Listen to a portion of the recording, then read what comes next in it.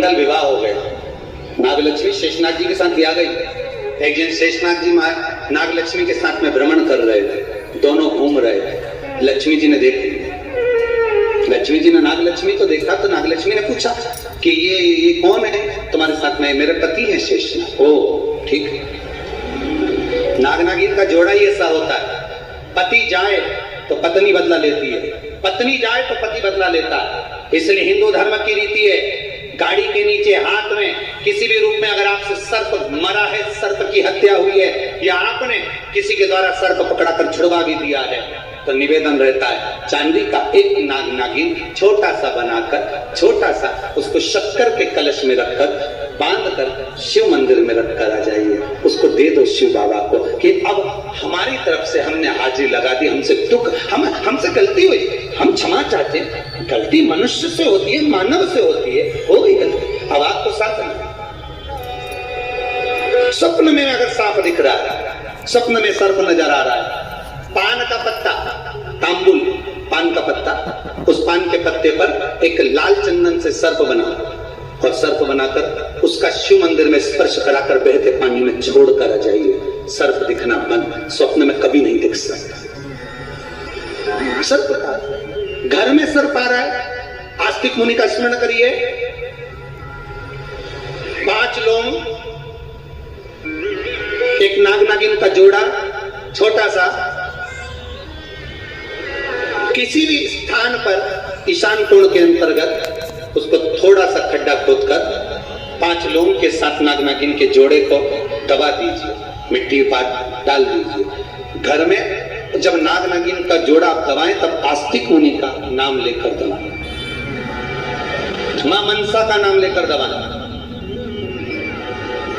जो नागों की बहन है, उस मनसा देवी का स्मरण कर कर उसको डर ले। आज भी हमारे यहाँ हिंदू धर्म नीति है, जब पहला कॉलम नए मकान का पहला कॉलम जब भराता है, उसमें तांबे के कलश में नाग नागिन रखकर, कमलगट्टा रखकर, अमरबेल रखकर, थोड़ी सी सरसों रखकर उसका पूजन कर कर, पहले कॉलम के अंदर जो पहला कॉलम भराएगा, गड्ढे का पहला जो सरिया रखाता है, कॉलम भराता है, वास्तु पूजन के हिसाब से उसमें रखा जाता है। और वो तो वो उसके रखने के बाद भी जब मकान का मुहूर्त होता है तो वास्तु पूजन में नाग नागिन का जोड़ा रखाता है, वो भी उस मकान में कहीं ईशान के अंतर्गत उसको दबाया जाता है,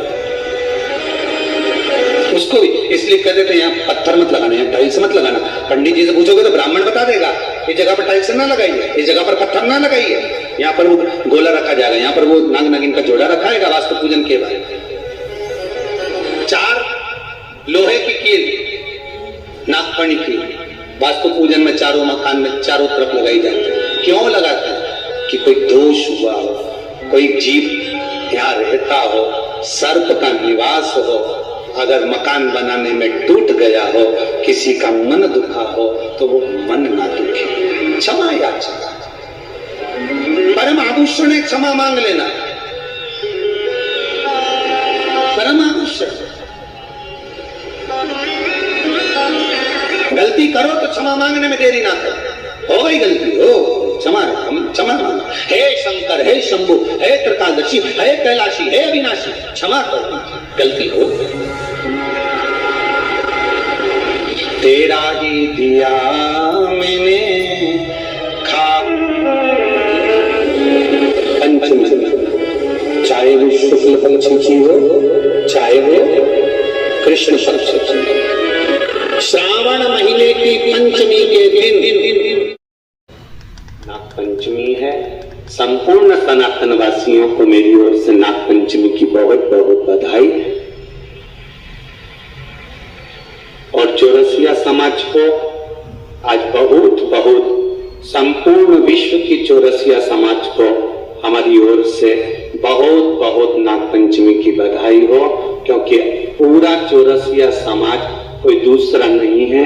संपूर्ण विश्व का चौरसिया समाज मेरे शेषनाग और भगवान के गले में रहने वाले वासुकी नाग के कृपा पात्र हैं, आशीर्वाद के पात्र हैं। संपूर्ण चौरसिया समाज को बहुत बहुत साधुवाद। पंचमी, चाहे वो शुक्ल पंचमी हो, चाहे वो कृष्ण सप्तमी। श्रावण महीने की पंचमी के दिन शंकर भगवान पर जिस परिवार के व्यक्ति का कांवड़ जल हमने बताया है आपको, जरूरी नहीं कि डंडा बांधकर 2 कांवड़ के जल के लोटे लेकर जाओ, आप अपने हाथ में भी 2 कांवड़ लेकर जा सकते हैं। पंचमी तिथि के दिन हाथ में 2 लोटे जल के, 2 कलश जल के जब हम शंकर भगवान को चढ़ाते हैं तो ऊपर जो कमंडल होता है शिव जी के ऊपर जलधारी होती है, जिसमें जया, विषहरा, शामली, बारी, गौकली और देव, शंकर भगवान की 5 बेटियां जिसमें विराजमान होती हैं।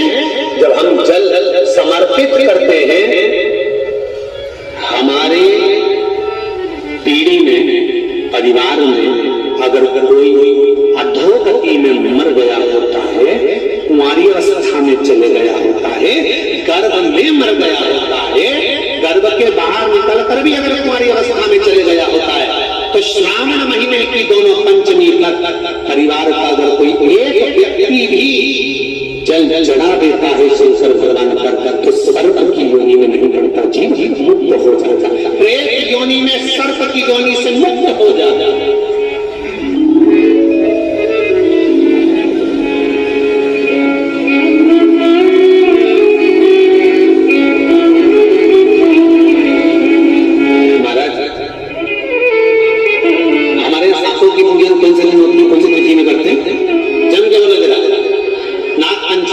नागपंचमी का मतलब क्या है? सांपों की पूजन करो। नागपंचमी का मतलब होता है शंकर जी के मंदिर में जाकर 1 लोटा जल समर्पित कर दो। उसका कारण क्या है कि हमारे परिवार में, हमारे कुटुंब में, परिवार में 7 पीढ़ी के अंतर्गत भी अगर कोई जीव तड़प रहा होता है, पड़ा हुआ होता है, उसकी मुक्ति नहीं होती है, तो पंचमी का चढ़ा हुआ जल उस जीव को प्राप्त हो जाता है और वो जीव तर जाता है, उसका फिर जन्म नहीं होता। इसको मुक्तता करता है, इसको मोक्ष करता है।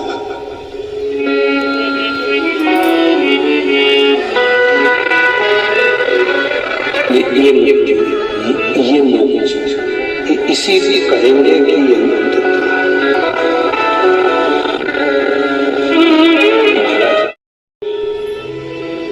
कौन सी तिथि? पंचमी, चाहे वो शुक्ल पंचमी हो, चाहे वो कृष्ण पंचमी। श्रावण महीने की पंचमी के दिन शंकर भगवान पर जिस परिवार के व्यक्ति का कांवड़ जल हमने बताया आपको, जरूरी नहीं है कि डंडा बांधकर 2 कांवड़ के जल के लोटे लेकर जाओ, आप अपने हाथ में भी 2 कांवड़ लेकर जा सकते हैं। पंचमी तिथि के दिन हाथ में 2 कथा सुन रहे हो, जितने फेसबुक और यूट्यूब पर सुन रहे हो, बहुत सावधानी से सुनना कि पंचमी कौन सी तिथि? पंचमी, चाहे वो शुक्ल पंचमी हो, चाहे वो कृष्ण पंचमी। शिव महापुराण की कथा कहती है, आपको सुखानुभव हो जाएगा। कार्य से जिंदगी में कभी संपदा तक नहीं हो सकती, संपदा बढ़ती चली जाती है, संपदा घट नहीं सकती, बढ़ेगी और कष्ट नहीं आ सकता।